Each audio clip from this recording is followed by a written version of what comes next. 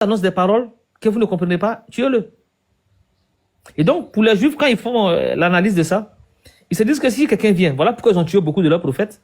Parce que quand un prophète vient, et il veut pour tester si le prophète est véritablement un prophète, il le tue d'abord. S'il meurt, c'est que c'est un faux prophète. S'il ne meurt pas, c'est un vrai prophète. Et c'est comme ça que Nabi Issa vient. Et eux, maintenant, ils vont essayer de l'éliminer. Et ils pensent l'avoir éliminé. Quand tu leur demandes, c'est fini. Nabi Issa, il est éliminé, il n'existe plus, et tout, et tout, et tout. Sauf que, voilà que le Coran vient et il leur apprend, non, vous ne l'avez pas tué, vous ne l'avez pas crucifié, cela vous est apparu ainsi. Donc, ils ne comprennent plus. Donc, ce gars qu'on pensait qu'on l'avait tué là, donc finalement, il n'est pas mort. Et donc là, ils sont mélangés, ils sont déstabilisés. Et les chrétiens, pour les chrétiens, il est mort. Et tu vois, il y a un passage dans la Bible qui parle où on dit que Jésus était sur la croix avec les deux brigands. Les brigands l'ont insulté. Les passants qui sont passés l'ont insulté. Et les Juifs sont venus l'ont insulté. Puis qu'est-ce que les Juifs ont dit? On dit, je lis le passage, c'est dans Matthieu 27 au verset 41.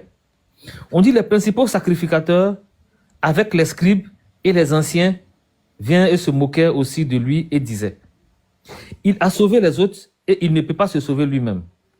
S'il est vraiment le roi d'Israël, alors qu'il arrive à descendre de la croix et nous croirons en lui. Tu vois, on dit, il s'est confié en Dieu, que Dieu le délivre maintenant, s'il l'aime, car il a dit, je suis le Fils de Dieu. Donc, il considère que si jamais il meurt, qu'il n'arrive pas à être délivré de ce supplice-là, c'est que ce n'est pas lui. Mais s'il est délivré, c'est que c'est lui. Et donc, quand le miracle s'est produit, et que tout a été comme un semblant devant eux, et qu'il n'est pas mort, ils sont allés partout dire qu'il est mort, parce que eux, pour dans leur tête, c'est fini, il est mort. Maintenant, on se rend compte qu'il y a un problème. Il est mort, mais où est son cadavre? Où est son corps? Un mort, il a un corps. En fait, même, en ce qui concerne même la crucifixion et ainsi de suite là, si on essaye de se pencher, il y avait un groupe de Juifs qui est venu demander à ce que Jésus fasse des miracles pour eux, n'est-ce pas? Exactement. Et qu'est-ce que Jésus a répondu? Vous n'aurez aucun miracle si ce n'est le miracle de Jonas. De même que Jonas a fait 3 jours et 3 nuits dans le ventre de la terre, ainsi que le Fils de l'homme, 3 nuits. 3 nuits dans le ventre de la terre. Ok, d'accord. Si on essaye d'analyser tout ça là, Jésus, on l'avait crucifié, c'était un vendredi, puisque le lendemain c'était sabbat, n'est-ce pas? Selon ce que la Bible dit. Selon la Bible, oui. Et là, on l'a descendu la même nuit, je pense bien. Exactement, le même vendredi. Il a passé une nuit, n'est-ce pas? Exactement. De la terre, hein? Exactement. Voilà. Et la journée qui suit. Et le lendemain encore, lorsque on est allé visiter la tombe, on ne l'a pas trouvé. On ne l'a pas trouvé. Donc ça veut dire que si jamais il est entré dans la tombe, il a fait seulement 2 nuits et 1 jour. Soit la nuit de vendredi, la nuit de samedi, et le jour du samedi, mais le jour du dimanche, au tôt le matin, il n'était plus dans la tombe. Il n'était plus dans la tombe. Et là, moi, la question qu'il faut se poser, par exemple, lorsque un messager, par exemple, lance des prophéties, là, c'est une prophétie qu'il les a dit, il les a promis quelque chose, n'est-ce pas? Ouais, exactement. Et lorsque un prophète fait... Allahu Akbar, Allahu Akbar. Parce que nous voyons que Allahu Akbar, Allah. Muhammad sallallahu alayhi wa sallam a annoncé et elles se sont réalisées. Exactement. Et ça continue de réaliser jusqu'à la fin des temps. Là, c'est ainsi. Et maintenant, qu'en est-il de la parole de Jésus? Qu'en est-il des scénarios qu'ils nous ont plaqués dans la Bible? À quoi se fier maintenant? Jésus est un menteur? Ou bien non, pas qu'est-ce qui s'est passé? Voilà. Là, c'est là que la question se situe. Qu'est-ce qui s'est passé? Pourquoi quand on va en Israël aujourd'hui, on a deux tombeaux de Jésus? On a un tombeau qu'on appelle le jardin du tombeau et on appelle la basilique du Saint-Sépulcre où il y a deux tombeaux de Jésus. Est-ce que l'on peut avoir deux tombes? Ça prouve là que déjà, il y a un problème. Où est-ce qu'il avait été enterré? On ne sait pas. Les catholiques ont leur tombe, les protestants ont leur tombe, et il y a d'autres gens encore qui trouvent encore deux tombes. Chaque période, on trouve une nouvelle tombe de Jésus. Ça veut dire qu'en réalité, l'hypothèse de la tombe est totalement faux. Effectivement, parce que eux-mêmes, ils se tiennent sur rien. Le Coran l'a dit. Le dernier testament, Allah donc a envoyé son dernier messager pour venir établir l'équilibre, le mensonge qu'ils ont pondu sur Jésus. Allah a envoyé son dernier messager pour le blanchir. Parce que Jésus a dit, il va me glorifier. Le prophète Mohammed sallallahu alayhi wa sallam, il a glorifié Jésus, il l'a honoré. Et c'est pour ça que Jésus a dit, j'ai plusieurs choses à vous dire, mais vous ne pouvez les concevoir. Il vous est avantagé que je m'en aie si je ne m'en vais pas, car le consolateur ne viendra pas. Ahmad. L'esprit de vérité. Hein? Ahmad ne viendra pas. Le consolateur. Le paraclétos dans certaines traductions et ainsi de suite. Donc, oui, mais en araméen même, en araméen, le mot consolateur, c'est dit Ahmad. Effectivement. Lorsque même tu essaies d'aller sur le strong et puis de faire des choses, des petites exercices par rapport à ça, tu vois le résultat, c'est que ça donne. Parce que le mot consolateur qu'on appelle paraclétos, on appelle le défenseur, on trouve ça dans Daniel, dans le livre de Daniel, on trouve ça. Daniel 12 au verset 1. Et là-bas, le consolateur qui sera là-bas, ça sera l'ange Michaël. Mais le mot que Daniel emploie, parce que le livre de Daniel, c'est un livre qui est en araméen, le mot que Daniel emploie, c'est Ahmad. Ahmad. Avec T à la fin, mais Ahmad. La magie dedans et la beauté dedans, c'est quoi? C'est que quand Allah explique ça dans le Coran, dans le noble Coran, il n'utilise pas le nom Muhammad. Il utilise le mot même que Jésus a prononcé de sa bouche, en araméen, pour dire consolateur. Et donc, les gens pensent que Ahmad c'est un nom, oui, mais ce n'est pas un nom arabe, c'est un nom en araméen pour dire le consolateur. Ici, là, cousin. Effectivement, il y a beaucoup de choses, il y a beaucoup d'amalgames par rapport à ça, parce que lorsque même tu pousses la réflexion à un moment donné, le système se brouille. Est-ce que tu vois un peu? Exactement. Là, c'est échec. Donc, c'est pour ça que tu vois qu'il y a tellement des choses qui ne tiennent pas debout. Je ne veux pas dire contradiction, mais ça ne tient pas debout. L'autre dit autre chose, l'autre dit autre chose. Donc, à un moment donné, c'est compliqué. Il n'y a plus de cohérence. Donc, c'est ça qui est là. Il n'y a plus de cohérence. Et donc, c'est ça. Quand Jésus dit, il viendra me glorifier. Parce que vous avez passé votre temps à dire, certains disent, il est mort. Bon, tous même disent, il est mort. Les Juifs disent, non, on l'a tué. Les chrétiens disent, il est mort, il est ressuscité. Pourtant, lui, il sait très bien que si jamais il meurt, il est déshonoré, ça veut dire qu'il est faux. Et la seule personne qui va venir dire qu'il n'est pas mort et qui lui redonne son honneur digne de son rang, c'est le prophète dans le Coran, Al-Karim, où tout est clair dans le Furqan pour dire non, ils ne l'ont pas tué. Ils ne l'ont pas crucifié. Ce que vous avez cru voir là, ce n'était qu'un faux semblant. Ça vous est apparu ainsi. Mais dans le fond, vous n'avez certainement pas tué.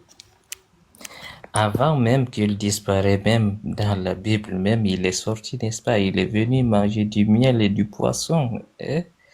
Exactement. Qu'est-ce que Thomas, lorsqu'il a vu, parce qu'on sait qu'un esprit n'a ni chair ni os, c'est la Bible même qui le dit, il n'y a pas à préparer par rapport à ça. Et maintenant, il a dit, approche-toi, touche-moi, je suis là, je suis vivant. Et lorsqu'il l'a touché, il s'est exclamé. Et certains te prennent ce passage pour dire, ah, il a dit qu'il est vivant. Non, ils ne comprennent pas français. Ils font l'exclamation et l'appellation. Ou bien la désignation. Par exemple, c'est une exclamation. Moi, quand je vois un homme de 400 kilos sur un petit vélo, je vais crier, mon Dieu. Lorsque tu as crié mon Dieu, là, ça veut dire que le vélo est Dieu ou bien la personne qui est sur le vélo qui est Dieu. Et tu vois, et ça, les Juifs, ils ont une anecdote dessus, ils ont une petite blague qu'ils font. Ils disent que il y a 3 enfants qui se baladaient, et il y a un qui dit, moi, mon papa, il est pape, et pardon, il est prêtre. Quand les gens le voient, les gens crient mon père. L'autre dit, moi, mon papa, il est évêque. Quand les gens le voient, les gens crient mon Seigneur. L'autre dit, mon papa, il pèse 400 kilos. Quand il monte sur mon vélo, les gens crient, mon Dieu. Effectivement. Aussi que- Vas-y, Henri, vas-y. Voilà. Ouais, c'est une petite blague, mais ça explique un peu la situation pour dire que c'est ça l'exclamation. Devant l'étonnement, le gars, il ne comprend plus rien. Il crie mon Dieu parce qu'il est à la limite du conventionnel. Il est à la limite de ce que son cerveau comprend. Et quand, par exemple, Thomas pense que le gars est mort, c'est fini pour lui, et Thomas le voit, Thomas le touche, Thomas n'arrive pas à comprendre. Parce que pour Thomas, il est mort. Pour les apôtres, il est mort. Pour tout le monde, il est mort. Et il réapparaît. Où tout espoir était perdu. Et Thomas s'exclame. Il crie, mon Dieu, mon Seigneur, mon Dieu. C'est une exclamation. Il faut se mettre dans le contexte et comprendre. Et sans oublier aussi, lorsque tu essaies de parcourir la Bible, lui-même prétend pas être Dieu. Jamais. On sait, lorsqu'on lui avait demandé en ce qui concerne quels sont l'un des plus grands commandements, qu'est-ce qu'il a dit? Shema Israël. Adonai Adonai Echad. C'est ce qu'il a dit. Ça, il dit que Dieu l'a envoyé, vous dites que non, il est Dieu. Il s'est trompé, lui-même l'a envoyé, même s'est trompé. Là, c'est une erreur. Et non seulement, lorsque les gens là se revendiquent en disant que parce qu'il est né sans père, c'est ça. Et Allah dit cette manière de naître, est-ce que ça ne vous étonne pas? Ça fait de quatre manières que Allah a créé l'humanité. Voilà. Et le mot qu'il a employé dans la Bible, en grec, il a dit un mot dans une phrase où il a dit Dieu a tant aimé le monde, il a donné son fils unique. Ce mot-là, quand tu entends huios, qui veut dire fils en grec, fils, c'est seulement fils génétique quand il s'agit d'un père humain. C'est ce que le Strong te dit. Le fils là, il est génétique seulement quand il s'agit d'un père humain. Et vous êtes unanime pour dire que Dieu n'est pas un homme. Donc le fils ne peut pas être fils génétique. Donc le fils devient symbolique. Donc tout le monde est fils de Dieu. Mais pourquoi lui devient fils unique de Dieu? Si tout le monde est fils de Dieu, et lui, pourquoi il n'est pas le premier et puis il devient fils unique? En fait, parce qu'en réalité, j'explique le mot qui est là. En réalité, le mot qui est monogénèse, qui veut dire fils unique, son sens profond, c'est mono, qui veut dire fils, comme on dit monogamie. Mono, ça veut dire fils, et pardon, ça veut dire unique. Mono, unique. Et genèse, qui veut dire génétiquement. Ça veut dire qu'il avait un seul gène, le gène maternel. Et nous, on est polygénique. C'est-à-dire, nous, on a beaucoup de gènes. On a gène maternel, gène paternel. Adam, il est exo nihilo. Et Ève, elle est parthénogenèse. Elle a le gène du père. Et lui, il a le gène de la mère. Donc, quand il dit « je suis fils unique », ça veut dire qu'il est unique en son genre.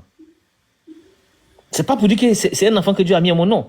C'est un représentant de Dieu qui est unique en son genre. Et donc, il a une seule gène, qui est un gène maternel, et il est unique en son genre. Et ils ont confondu ça avec un enfant qu'il a. Lui-même, il a dit, n'appelez personne sur la terre père. Vous avez un seul père, celui qui est dans les cieux. Il a dit, je vais vers mon père, qui est aussi votre père. Je vais vers mon Dieu, qui est aussi votre Dieu.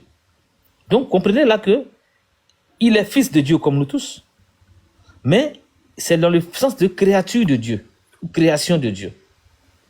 Mais il est unique en son genre, voilà pourquoi on dit unique. Donc, c'est pas un fils en tant que tel, comme si il y avait l'acte bestial animal pour avoir, non. Dieu est au-delà de ça. Laissez-moi là, mon frère. En fait, en ce qui concerne même son fils unique, on a retiré une partie. Auparavant, c'est engendré, ils avaient mis ça. Ouais, vraiment. Mais comme ils se sont concertés eux-mêmes, ouais, ils ont compris que ça ne peut pas aller. Ça n'a pas sa place, ils ont retiré cette partie. Ouais, voilà. Allah C'est vrai, parce qu'ils avaient mis bigoten, c'est-à-dire engendré. Ils ont enlevé le bigoten. Effectivement, bigoten, ils ont enlevé tout ça là. Qu'Allah nous préserve. Et Kerdan, je te voulais dire quelque chose, j'avais vu comme si tu t'étais démuté. En attendant, je vais regarder ma marmite aussi. Non, j'étais en train de prier, je viens de finir. C'était pour vous dire que comme ça. Ah ouais, alaykoum salam wa rahmatullahi wa barakatuh. Donc c'est un peu ce que disait mon Oussard. Et donc celui qui vient de dédouaner, qui vient le blanchir, qui vient l'honorer, qui vient l'élever au rang à la hauteur de son rang, c'est le Coran. Qui vient tout mettre en ordre. Qui vient faire comprendre aux gens que non, il n'a pas été déshonoré sur la croix. Non, il n'a pas été décrédibilisé par la mort. Non, Allah l'a élevé. et Allah est puissant et sage. Et vous ne l'avez certainement pas tué. Vous avez échoué dans votre tentative. Et les Juifs voulaient s'en contenter. Ils se vantaient de ça même pour dire que ah ouais, nous on a tué le faux Messie, on l'a tué. Les chrétiens disent que non, il est mort, mais les Juifs disent bon, si jamais il est mort seulement une seconde, c'est qu'il n'est pas Dieu. Et pardon, c'est qu'il n'est pas, il n'est pas le Messie. Et pour les chrétiens, et il y a même un chrétien en Côte d'Ivoire qui commence à dire que quand on dit immortel là, ça veut dire qu'on meurt d'abord et puis on se ressuscite. Subhanallah. Ça veut dire qu'ils sont arrivés à un tel point où ils veulent donner un nouveau sens au mot. Immortel veut dire mourir et ressusciter. C'est ça, immortel. Ça veut dire que si c'est dans ce cas-là, mais Lazare est immortel. Tabitha est immortel. Tous ceux qui sont ressuscités dans la Bible sont immortels. Parce qu'il y a des ressuscités dans la Bible. Mais est-ce qu'ils sont immortels? Non. Ils ne sont pas immortels, c'est des mortels. Mais bon, Dieu est grand, on espère qu'on va comprendre un jour. Il y a... C'est ce qui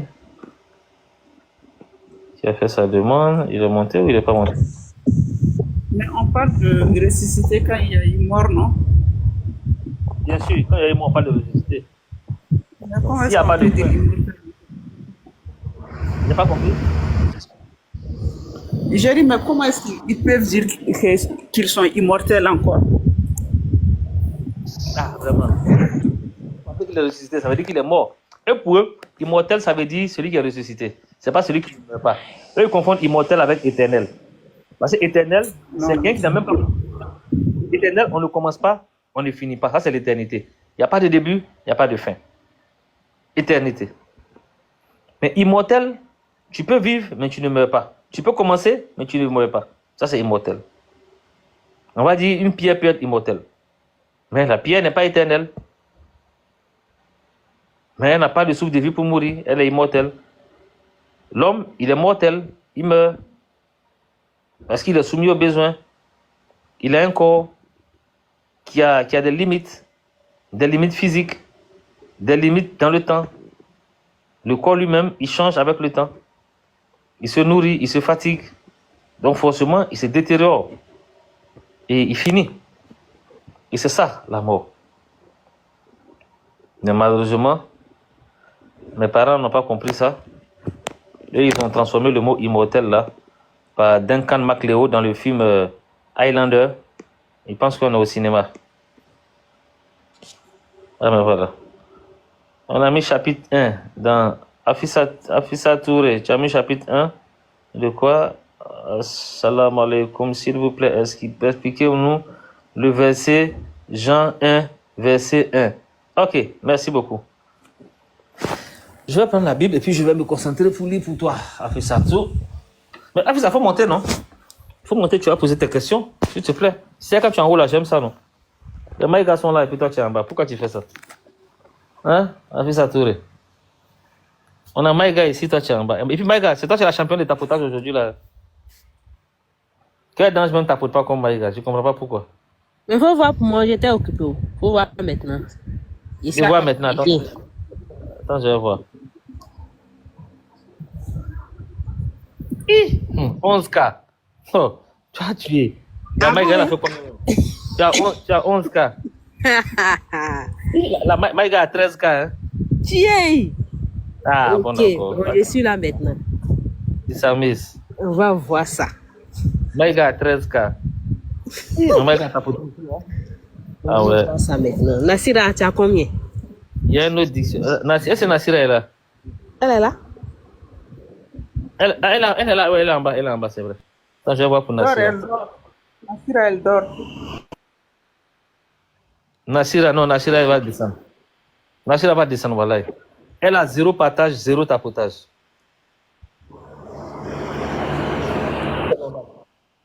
Moi, je vais aller dormir. J'ai un examen demain. Quoi? C'est quel J'ai examen? un examen. Examen Hi. scolaire, examen universitaire. Pas la facilité. Hein? C'est pas la facilité. J'ai un C'est un examen. examen de... Voilà, il faut prier.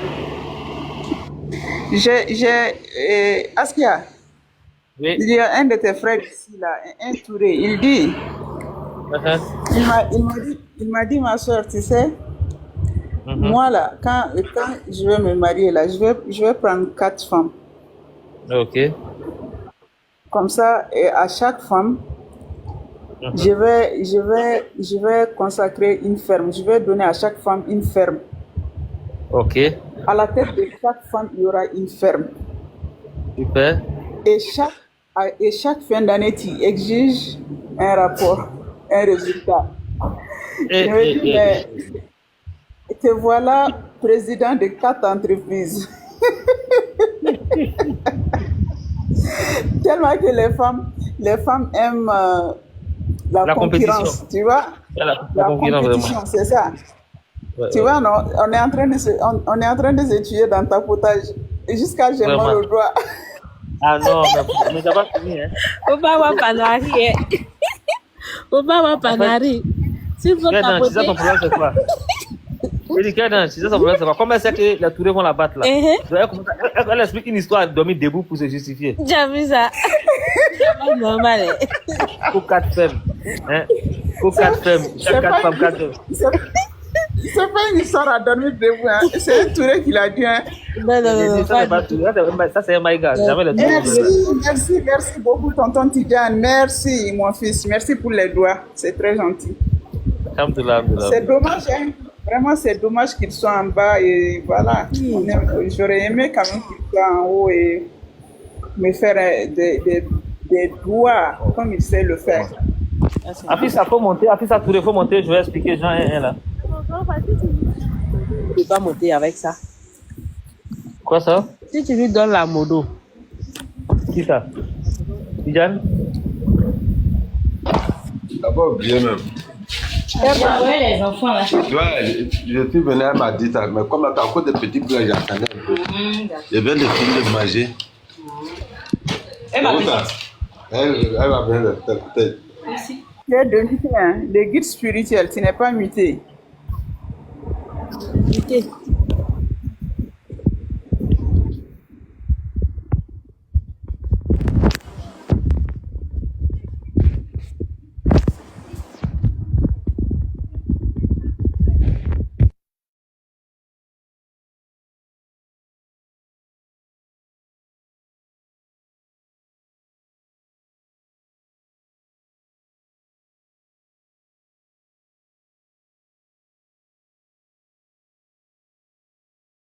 Amira ne dort pas, hein.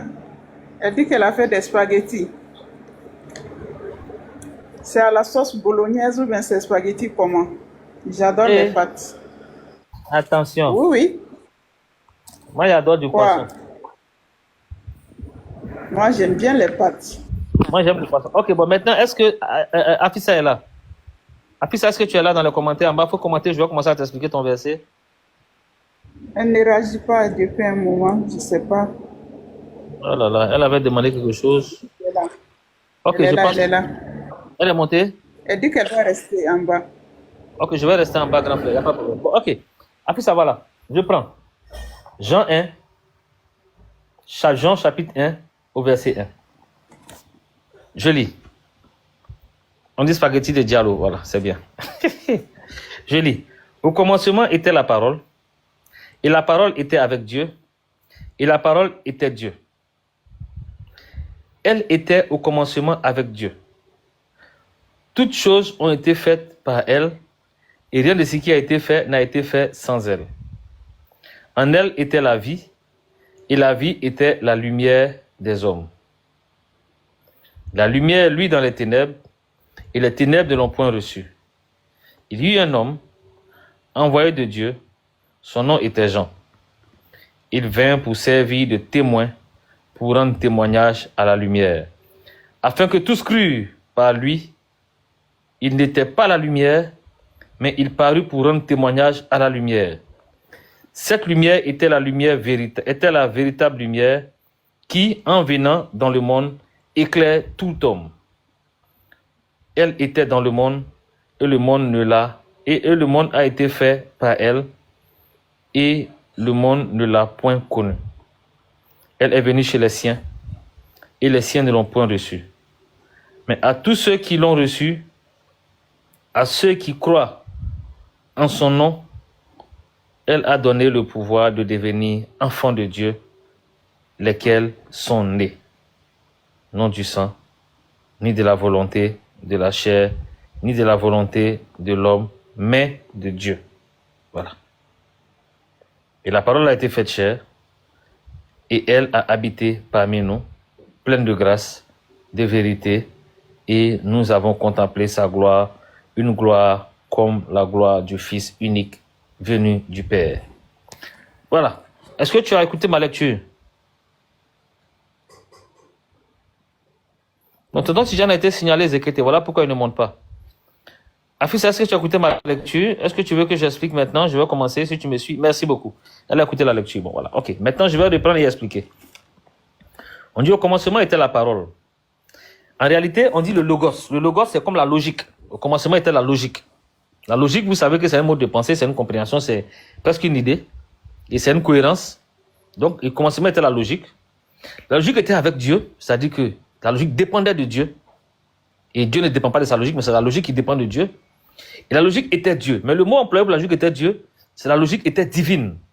Parce que le mot là-bas c'est théon, et le mot pour Dieu c'est ton théos. Et pardon, le mot là-bas c'est théos, et le mot pour Dieu c'est ton théon. Donc ton théon c'est le Dieu.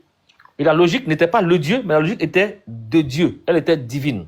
Donc elle était d'essence divine, mais elle n'est pas le Dieu lui-même. Donc déjà à partir de ce mot-là, on est clair. Mais on continue. Puisque Dieu ne peut pas être avec Dieu. Dieu il est Dieu, point. Mais la logique, elle vient de Dieu, donc elle appartient à Dieu. C'est comme on dit quelque chose qui a été fait par les hommes, c'est quelque chose qui est humain. C'est un comportement humain. Voilà. C'est une fabrication humaine. Ça ne veut pas dire que c'est un homme que tu as fabriqué, mais la fabrication que tu as fait a été faite par des hommes. Voilà pourquoi on dit que ça c'est une fabrication humaine. C'est une conception humaine. Mais ce n'est pas l'homme qui est la conception, c'est la conception qui est humaine. Et la conception dépend de l'homme, l'homme ne dépend pas de sa conception. Donc ici, dans l'explication, quand on te dit que la parole était divine, ou la parole était Dieu, ça veut dire que c'était fait par Dieu, c'était une volonté de Dieu, cette parole-là. Et je continue, mais ce n'est pas là la clé. La clé dedans, on dit elle était au commencement avec Dieu, toute chose a été fait par elle, et rien n'a été fait sans elle. Ça, c'est la logique de Dieu, ça, c'est normal. Et en elle était la vie normale. Et en elle, dans cette parole-là, il y avait la vie. C'est-à-dire que la vie, là, n'est pas la parole, mais la vie sort de la parole. Et la vie était la lumière des hommes. Vous voyez un peu? Donc, on dit, dans la parole, là, il y a la vie. Vous notez bien ce passage-là. Est-ce qu'il y a quelqu'un qui peut me répondre en haut? Awa Maïga, tu m'entends? 5 sur 5. Ok, maintenant, qu'est-ce qu'il y a dans la parole? Je n'ai pas compris. On dit dans la parole, il y avait la vie. Je te demande qu'est-ce qu'il y a dans la parole? La vie.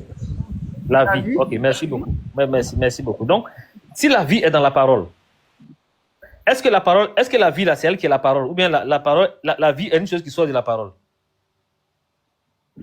C'est quelque chose qui sort de la parole. Mais la vie n'est pas elle-même la parole, c'est ça? Ce n'est pas la parole. Maintenant, on te dit que la vie maintenant qui est sortie de la parole là, c'est cette vie là qui est la lumière des hommes. Est-ce que la lumière est la parole ou bien la lumière est sortie de la parole? La lumière sort de la parole, elle sort de la vie. Ok. Maintenant ici, donc on nous présente la lumière et on voit d'où est-ce que la lumière est venue. Et on dit maintenant que la lumière là, elle a brillé dans les ténèbres, mais les ténèbres ne l'ont pas reçue. On dit il y a eu un homme, un envoyé de Dieu, son nom était Jean. On fait allusion à Jean-Baptiste.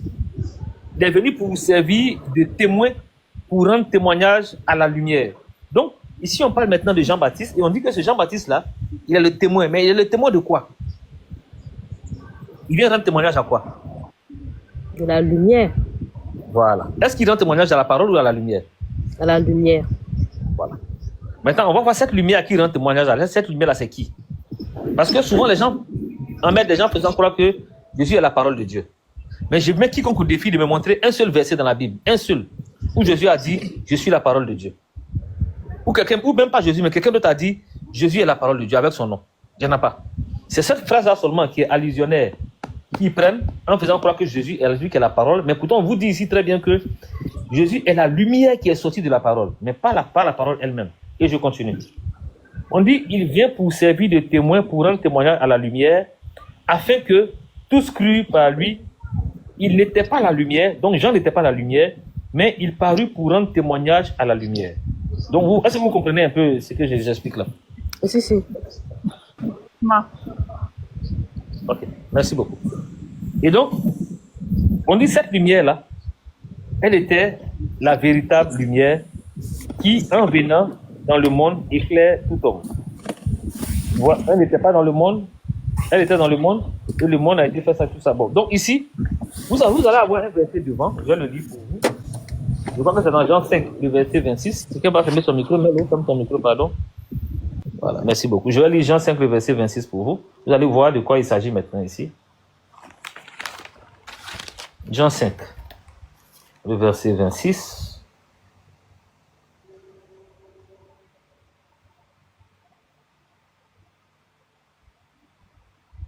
Homme le Père, à la vie, en lui-même. Non, mais c'est pas ça.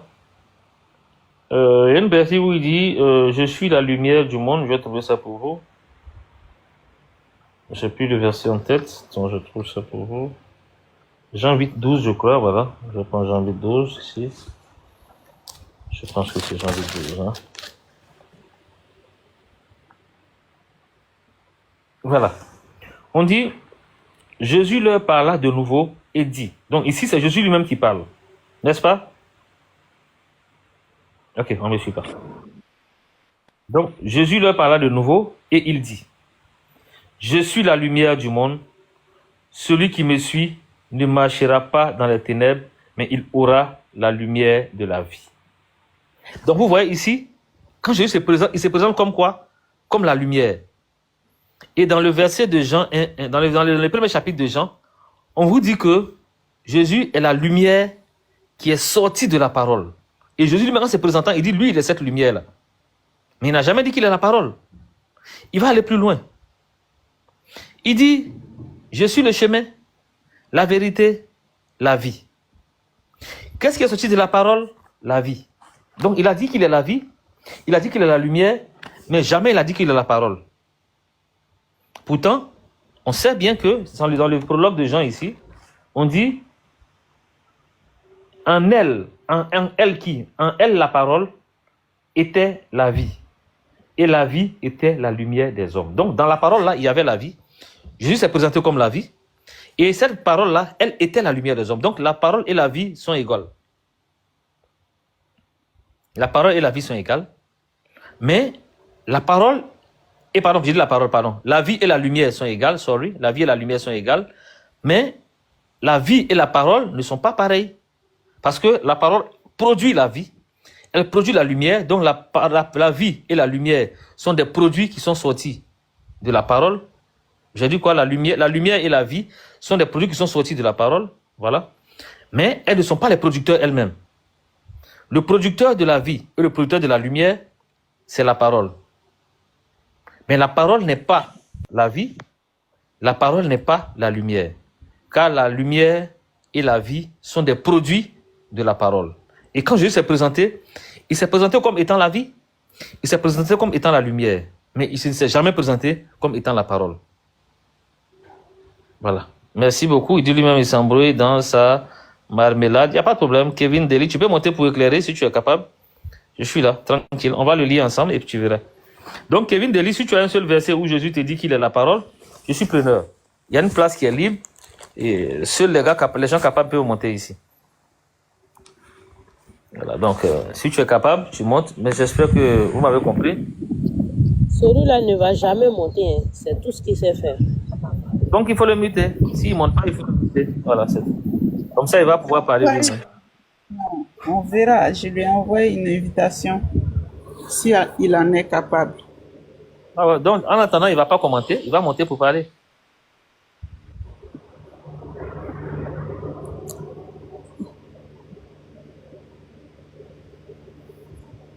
Il y a un client. Voilà. Narso, bonsoir.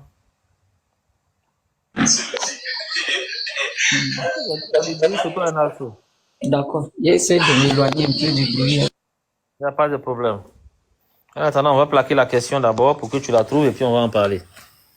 Voilà. Comme ça, on a trouvé un client pour la question. On va mettre la question dans la fiche. On va afficher la question, on va afficher la question, on va afficher la D'accord, question. je suis là. C'est Ouais, le bruit. j'arrive. Je viens, on va afficher la question.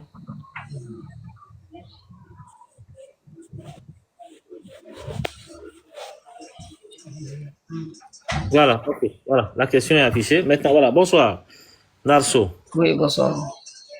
Comment vas-tu? Oui, Dieu fait grâce, ça va. Ok, merci beaucoup.